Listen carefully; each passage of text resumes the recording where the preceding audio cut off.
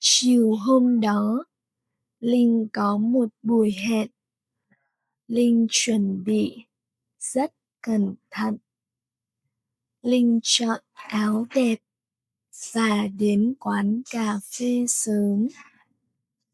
Linh đến trước 10 phút.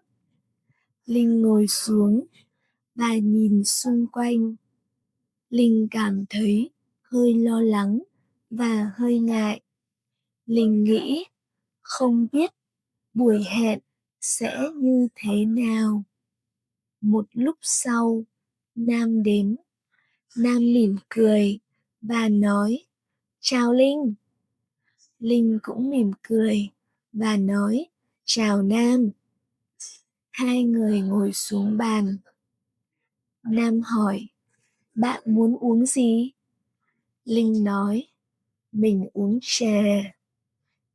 Nam gọi một ly cà phê và một ly trà. Lúc đầu, cả hai nói chuyện một chút, không khí hơi yên lặng. Linh cảm thấy hơi ngại. Nam cũng không nói nhiều. Sau đó, Nam bắt đầu hỏi, bạn làm công việc gì? Linh trả lời và bắt đầu nói nhiều hơn.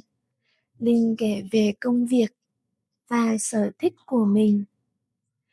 Hai người nói về nhiều chuyện.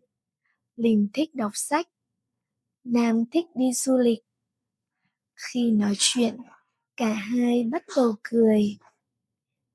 Một lúc sau, Nam kể một câu chuyện vui. Linh cười, không khí trở nên thoải mái hơn.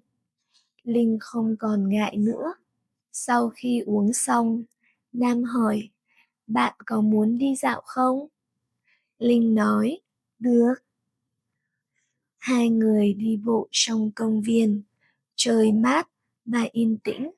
Họ đi chậm và nói chuyện nhiều hơn. Khi trời tối, Nam đưa Linh về nhà. Trước khi về, Nam nói, hôm nay mình rất vui. Linh mỉm cười và nói, mình cũng vậy. Linh về nhà và cảm thấy rất vui. Linh nghĩ có thể sẽ có buổi hẹn thứ hai. Thank you for listening to the Slow Vietnamese stories.